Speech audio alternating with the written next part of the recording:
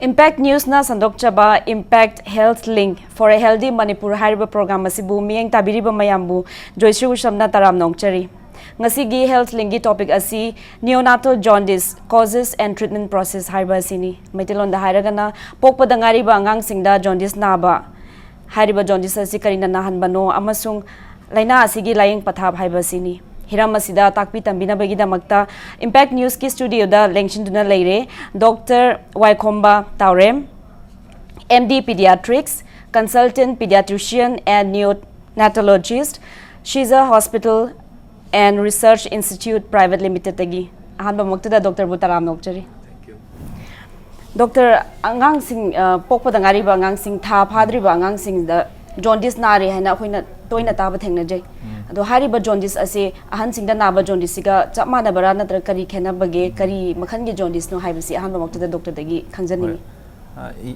yam khena gre maming na zulum haire neonatal jaundice and neonate habdi sagi less than 28 days old babies have ne ko adhari adum chora khoina round up 30 days makha adum line lore ko aduna pisak pi ngai da na maming aduga ahan gi na aduga tongale adu sigi jaundice we yam ju common noi adum angang adum jaundice nare khole adka hadi yellow kare khole aduna si mai yai ni khole ni adum tawne ko aduna masi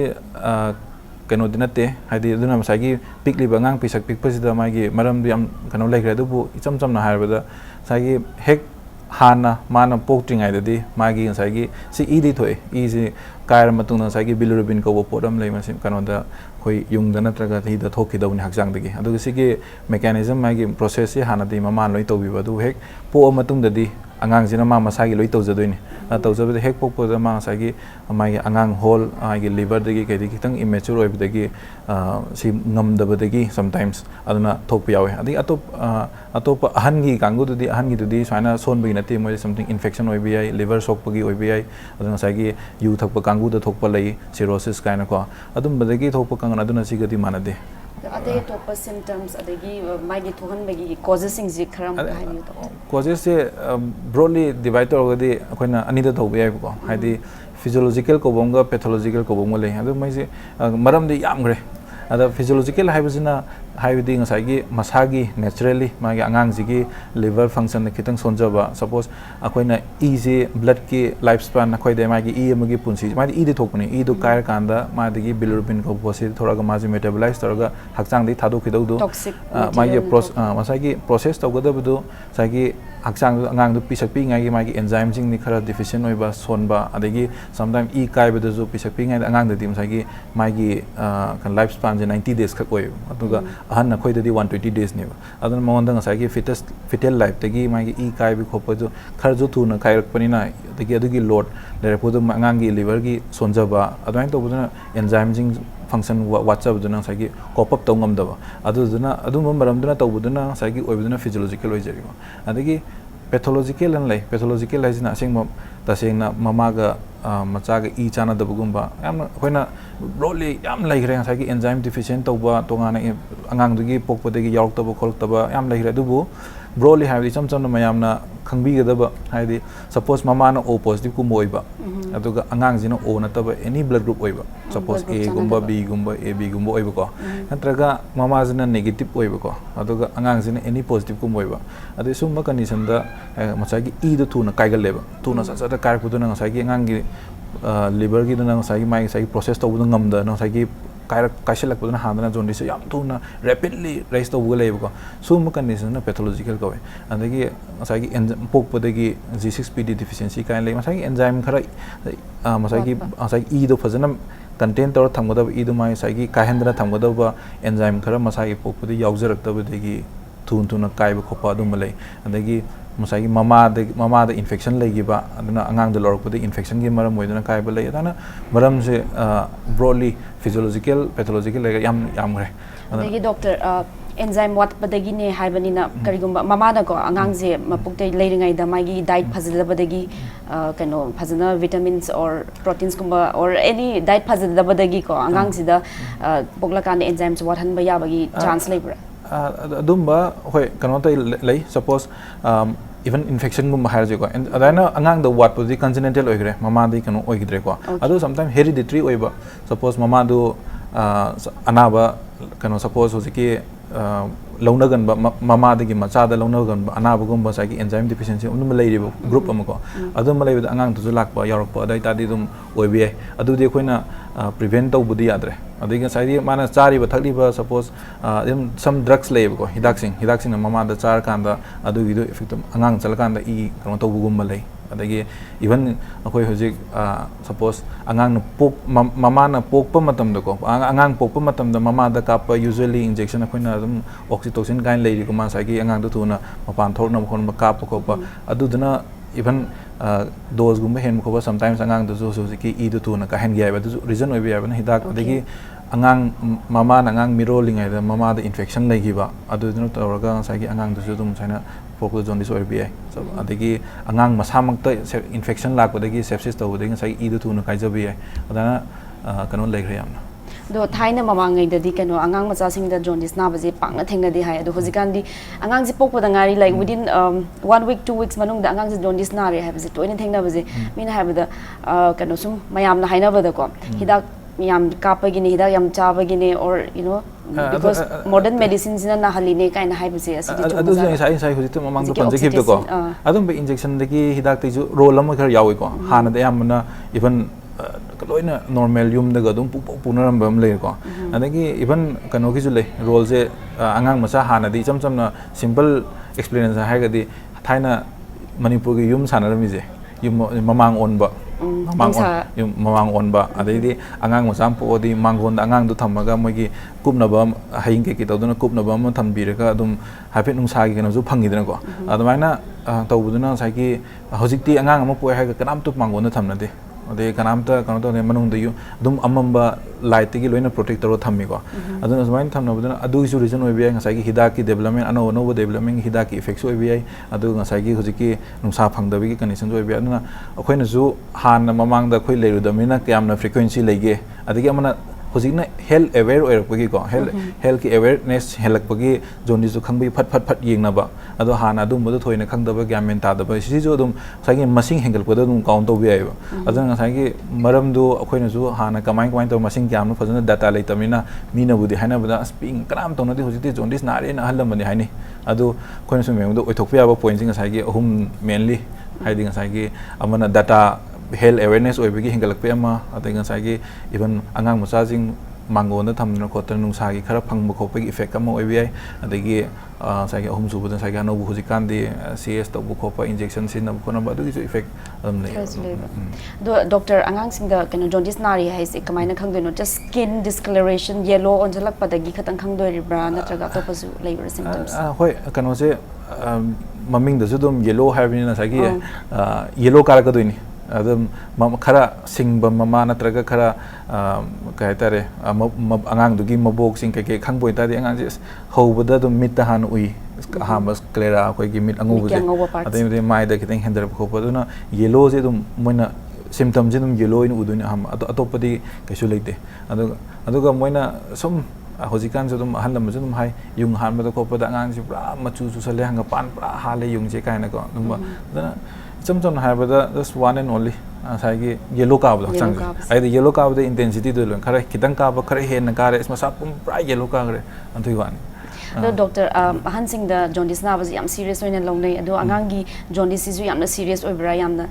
dangerous oibra magi kano khadong thiningai oibra sigi matang da sigi se kano ne taseng ha ga di khoi rom kar ha di angang macha je pisak pikpada jaundice kai yumba early detected ha di ngantana khanghoroba phasana check tawdana doctor da pudana sai ki jaundice mai level suppose e test pu tawrasu mai gi level du khangtor di adum khoina ha bi ai khai di live treatment oiba na abni ha bi ai adu but khoina thengda dana kaim to phasana yenghauda dana mai gi jaundice level yamna yaugiba ko even level ji yauban gi na kok manung da ha ga khidana kok ta mai gi sokpa yaurga di adum yamna serious oiba haidi admaina kok yaurga di angang yang chingkhalak pe ai adagi pura normal oidabe mai gi haidi angang gi oibigi reflex feeding ke loina mang gi bi ai adun sumain to budu even lifelong oina ko na ma je adum kano haidi mentally retarded oiba adum bo angang on gi bi ai aduna akoin maru oiba je early detection do ne nganta khanghor ga di file live treatment ꯑꯗꯨ ꯈꯪꯍꯧꯗꯗꯅ ꯌꯥꯝꯅ neglect ꯇꯧꯔꯒꯗꯤ ꯍꯦꯟꯖꯤꯟꯈ꯭ꯔꯒꯗꯤ ꯌꯥꯝꯅ ꯑꯗꯨꯝ ꯁꯥꯊꯤꯕ treatment ꯂꯩꯇꯕ ꯑꯅꯥꯕꯅꯤ Okay, ado angang ze hek pokpaga regular checkup toina doctor da pubibana phaba jane adudi hoina family da identify tawba ngamdre aduna especially ngasai ki hanba first 7 days usually moise 5 to 6 days size da dum jaundice ngasai ki koina haba physiological haije ngasai 5 to 6 days gum size da dum maximum oigale moina leibado adam physiological da kaimba exaggerated khara hentokhiba physiological habidi kiningai leti habne mai leibam thokpa level ne habne ko atita sometimes exaggerated oigiba khara hentokhiba magi range gi out of range kan da koina mai yai ko treatment to wane ba aduna taba kasagi pathological e gumba chana da ko pa just pok tangai da within 24 hours da jaundice develop to ko pa adagi mamang da hana angang history sagi adum jaundice yam lei gi history gum leiba doita di adum sagi first 2 days yingin madar ka leiba aduga usually physiological de 5-6 days check tawni hoba no ni de leita bangang do di 5-6 days check tawni aduna traga first days daga jaundice leiba budi khara lu na khande yadi aduna pathological oibani aduni mai jaundice to yam jar hinga khibi yai do hariba jaundice se pathological or kano physiological identify tawr matung da magi lying pathap sing je khara thamyo doctor lying pathap se sagi physiological hade sai level to cross or the mai jo dum kai ma ka hen physiological result sometimes ko exaggerated ogi bi yawi ko aduna mai gi level ko gi adum charting le mai gi numit to gi matungina ngang du gi weight to gi matungina mai gi risk factors matungina si gi matung oi ta di mai yai ba si gi matung oi ta di kem tok da ba natraga si yogi ta di e change to ba kai na ko adana adum ma leibe na sai gi pathological duna treatment di chamani pathological du kai ma pathological oi ta di man tu haiga khidoi ne ba haiga pine ma di immediate treatment hobe darkar le hadi mai mai yai ba ko pa do aduga physiological have di ma sai gi level du cry yoge koi safe limit le ga di kisu to roi hen to khra kan da treatment to be wan aduna ayam treatment have bu kai no sai gi mai yai ba ko pa dun mai yai da bida adum hidak pizarga sap akoina khanjaba da li 52 angang gi drops da pizarga adum phan da su lei adugi question hangbe ji am phare sai gi live 52 hypothesis brand name da dum phaijare ko brand atu misuse story hadi angang da saina jaundice leiba jing sai gi koin haiba sai gi e dei thoropani ma sai gi aduna live 52 is moi some I think ase ayurvedic emno male ko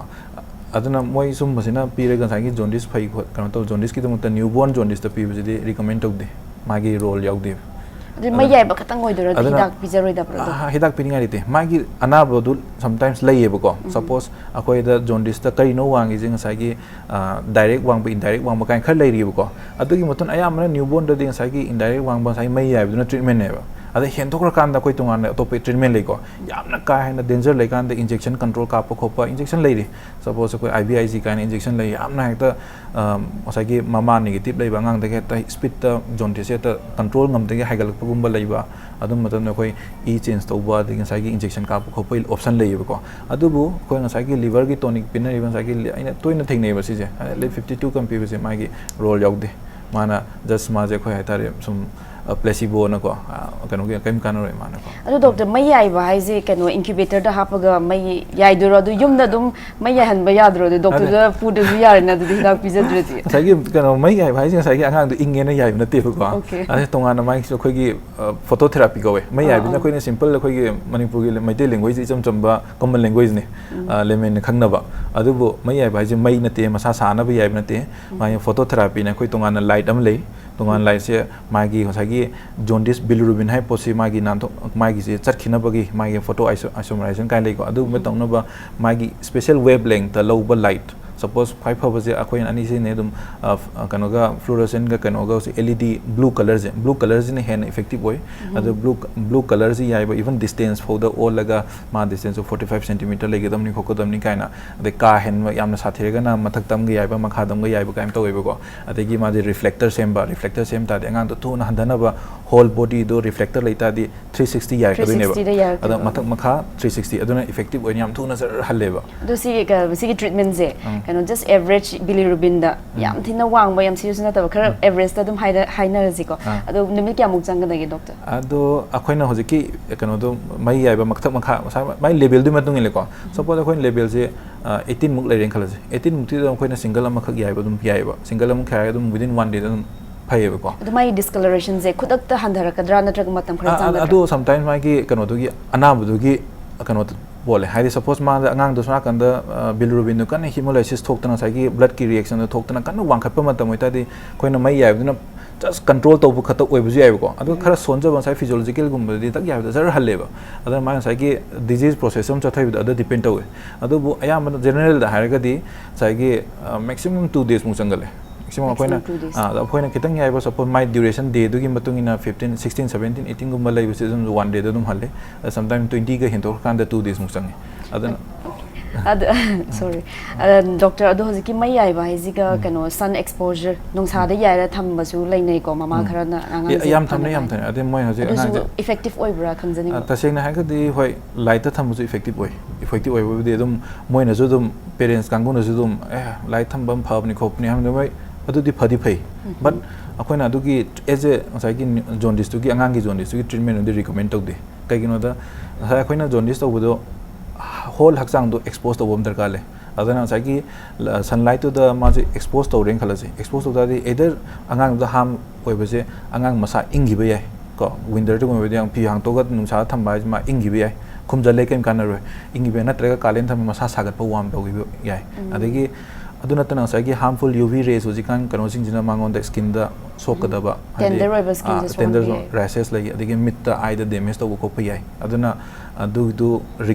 treatment on recommend to the adu khoi gi phototherapy is the yam safe oiba kaim kiningai litaba kaino ne adu phototherapy gi matang da ko doctor miyam na kinaba ama lady ba kai noraga phototherapy kumba exposed to wagang ji ko ne cancer na ba gi chance lay moi sol le kaina sum kijaba parents khara yawe ba di khara clarify to bi hoi moi na yam kijaba ne do myth ne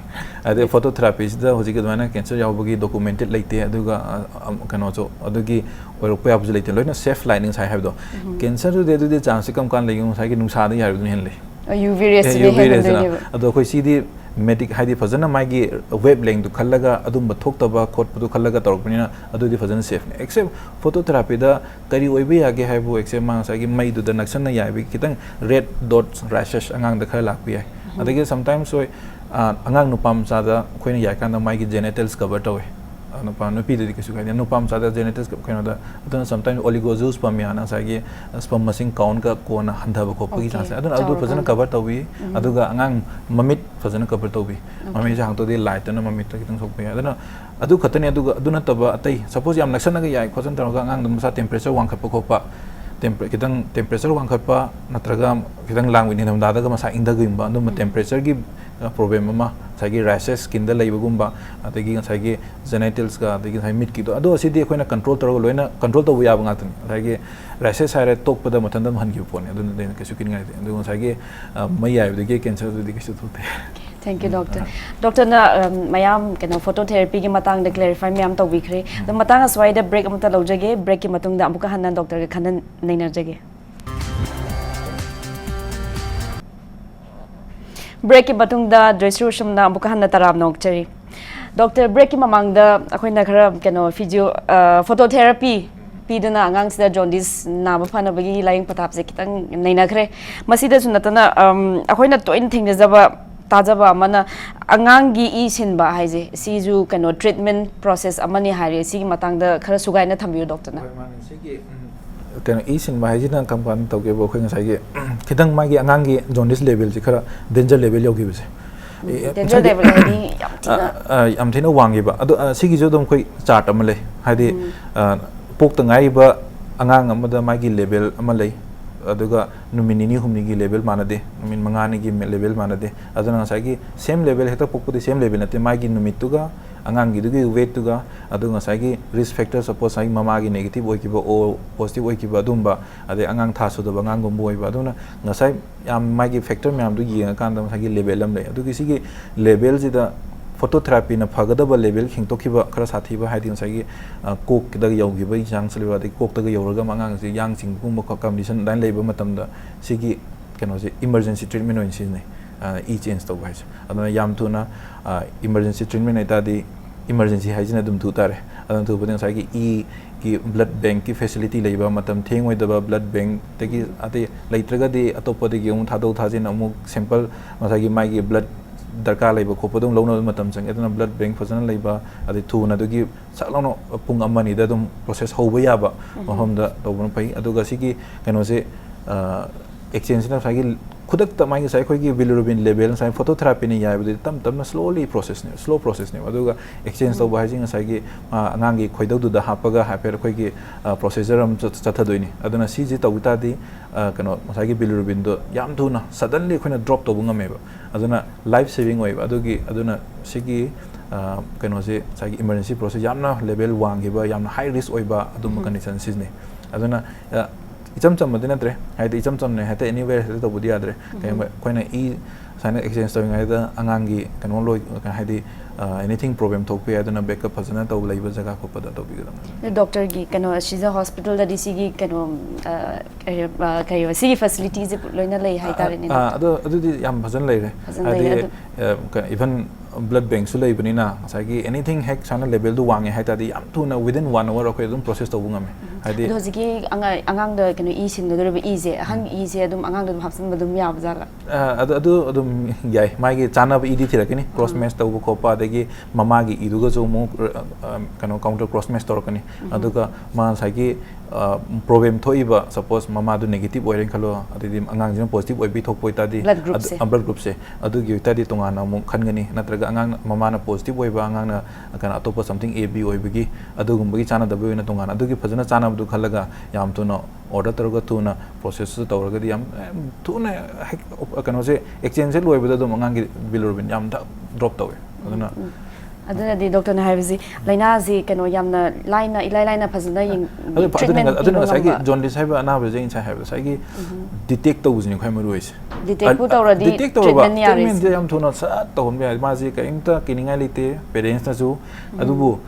section da parents yamna henjan ki ba adum bada khatani khar kininga leje aduna kitang jaundice lei bada section horoba yeng horoba ma kaim kininga te ma gi treatment phazan lei treatment yam successful treatment lei kaim kininga the treatment budi lei re doctor the treatment sigi cost si yam expensive hoi tar ga di lar ba ibung manung di sigi kano se yamna hongba pone he even example khoi gi adum si hospital hire ga jo si one of the cheapest in the country ni do aduna sagi mai yai ba khopa effective oi ba mathak makha yai ba khopa yamna home just about something 1200 adu per day mathak makha 360 kana to buda aduna masagi jaundice to ka hena even 20 hela ga jo 2 days da dum pone handa ba pone aduna yam kisi da cost wise so even exchange size sagi exchange tawren khala je even exchange tawro jo yam kasu 6000 7000 da masagi e yauraga magi e process complete yauraga kana less than 10,000 less than 10,000 da dum si kon ha extra yamna hen grab angang dani adu bauda si khatane aduna sumnagi jaundice no ni ya bi di am very less than 5,000 da dum ya the doctor hojikti laina sigi matang da kari no adagi my treatment process me am discuss agre hoji aina thamjaning ba question sing aje myth me am akoina misconception me am laiba sing asine khara clarify tawna bai damakta the doctor aham da khoin tajabada mama je non veg oita gari sa yam cha tar gari angang je kano jaundice na gale haije asibu chumra siam ta hai sumba myth yam laise kaishu dum balaite ngai sai hobada haije khibduni dum mai gi jaundice sai sing sai gi E dagi to bune mainly ko masagi pok pada na sai the breastfeeding to ribni na angang je jaundice na ringai de mama nang sa cha gono angang je jaundice na ri kai hai ju kam chum bage ado kai mari lene de sa khat jate sa cha ba ga angang ge dagi jaundice ju mai lene de adagi mama na yangang ja ba ga angang de jaundice ju mai ka su mai lene de si am ju hange asangang ya jaundice le angang mama da yangang pija da bi hoji to je pokpada chaganga kanu ngamo leiroga adum sabu kopi ango ngata to ba adum ba kaisu kanu mai le de even sometimes kanu ga haine ba sagi phi adu hange ta woni doctor kangan je yellow machu kanu aung pot pi badaga pang unna de natraga thana de ko ado anam phi hanga pan angang du yom badagi kanu to angang du jaundice to koni phi yom bi gnu khokunu ka yam haire do karim chung de si de kai mai le de but ngasagi hanga pan cha bu khopa dagi ngasagi sa cha bu khopa du di leitre du bu aina sum thije isana thijan jabada ngasagi hanlamana yellow phi yom bi gnu haije thagi aduna di yellow ohen mena to badu concept afawam dile suppose angang du mana yellow na yom chan ta di ma sai angang du actually yellow thropu du ma detect to ma miss to identify to ngam roi ba sometimes angang yellow du na yellow kai ka de ji khangdre na sai phi du na aduna fi du yom ta de angang du da detect to oh sidi yellow kare ha bagi detect to du khangni dna ko aina sigi point sim di oiramaga di yamna good point aduga halaman ha sigi point aduna tana som yellow yom badagi angang du yellow kare ha du di leite adagi mathang da khangjaning mase doctor angang sing je ma jaundice na re ko adagi kai haini kano hidak su leitre adu kano khatang radiotherapy phototherapy taraga moi laina se thuna phagathan bangame adu amka relapse so boya bagi chance labra after 1 or 2 months after 1 month to nate ma de dum relapse na khoi ki usually khoi ju hojik mai yare sa angang jang sai ha bon sai ki suppose angang ji na ma gi sai ki liver gi function duma ka sonjare khalaje ado sonja budi ma di khat tap toini ado hoi adum after about 10 days gum da ma aya ma dum mature oi jare ado mature oi jinga ma na koina 5th day gum da ya ren khalaje 5th day da ya budi ma ji handagre handabudi mai ya budi khoi di ma gi level do handare ne lep thoe ado sai hakchang di process am tori mina amu hagelak pe dum chance le aduna khoina mai ya ba angang sing adum disaster matung da after 48 hours adum ko khole amu ko mai gi rebound wangkhat amu hengkat pa ko pa sai gi nem tharu ga du gi check tong na ba aduna once man angang dana kang magi liver ki function ngam jagra ba kop taw ngam jagra ta de dum ka suri bom leitre aduga hoi angang khara da lei suppose prolonged jaundice na namit ko ma thoini hel bo da dum jaundice khara dum lei jaba ko sum ma condition je icham chamba common kai ki oi gi ha ga ding sai gi breast milk jaundice na de am dum common oi ba lei mama gi khom thak pa da gi angang ji jaundice thok pa asina kari gi maram se mama gi diet te gi oi ja ate mama gi khom ji da khara yauri kano chemical amani ko chemical khoina adu duna angang ji tha sai gi angang kano se sai e gi kano se adu khara ka han ba sai khara dum continue yamna di moi di kininga ke mite si positive aduna khom thak padi thoe jaundice na khoina khom thak po lepo jo hairoi kano lep su lepoi ko lepai da kas lete sidi mathanda dum phajaki da dum angang dum adjust to jakhi ne ba aduna sig positive kai chu kininga ri taba khara low level da adum khara continue tawga di man tha ma ge hen adum leibu khopu yaw adu kai kininga ri te aduma adubu akoina kai ma 21 days helaga di sometimes adu oiramni na khanjaraga jo khoi sometimes angang gi thyroid test to ma darkar ju le thyroid keno da thyroid kai ma angang da pokpade gi congenital hypothyroidism na angang da thyroid ko maniam khopa adu ita di magi hanba first sign hojike congenital hypothyroidism first sign je one and only sai gi prolonged neonatal jaundice oibi aiba adu masumba khar common oiba adagi atai angang da pokpada sai ventus tawra pokpa makok ta sai da kitang e ga ha kano ga leiba po maga leibu gumba sumaina cephalohematoma ko adu sumba gumba leita jung sai gi khara sije 6 weeks muk changi khara tam phab da ko ocean ba adu sije lei gai sai angang da jaundice leibu khob ma yaw adana sije sumba common khara aduga uncommon ngasai gi enzyme ke de ju ngasai e chana do jo dum kuina leiba dum yawe adu doctor kano yamna ilai line and treatment pi banga mani once we identify adu maze angang je jaundice na re have je chaba confirm to boje mai yellow ka ba adu khatang oi dori bra atopa blood test to ba adu yam changa dori bra doctor mane kano confirmation ding sai gi blood test to doini asma ha bada akoi ju kano gi sumna gi mai gi skin gi grading le yeng bada ko mai makok tang le re maji mathaba yosale sum seriousness oiri gai maji sum puk yore phagan yore khongya yore khobak yore haibagi koina minni yeng bada adu mo yeng bada yum de yeng bada ka mung yeng bada khangde moje numit mangan da I putho yeng adon numit mangan da putho mai ge yellow do ka bu do kraw yo just mamai ka bu le adu kem kinai adu ga mai ge level do gi na sidi chawra na sidi khongya ga yog ga de sidi ko yam wang gre sia sidi thuna mai yai ba hor ji adu ne ba de confirmation bu de sai e gi test ne adu e test da hojikti no bo chakho pe matungina angang du da e lo bi ko pe da ka leitre even hade hoji jo even akoi si jo hospital dun available facility angang du e lo ni kap kani adu kap ko pe adu gi kaisu ka ta dun hoji ti manada natraga even live kumba koi ki thaba kumba sternum da taklona namaga dum jaundice side da kudakta instant thak report people lei ko e lo thok da bi da e jing da bi da adana ngasai gi manada akoina manada jo napaga sai yengkan da magi bilirubin level du dum khangba ngameba ada hoi blood to nadi final ni blood to nadi kano ne adubu sidi da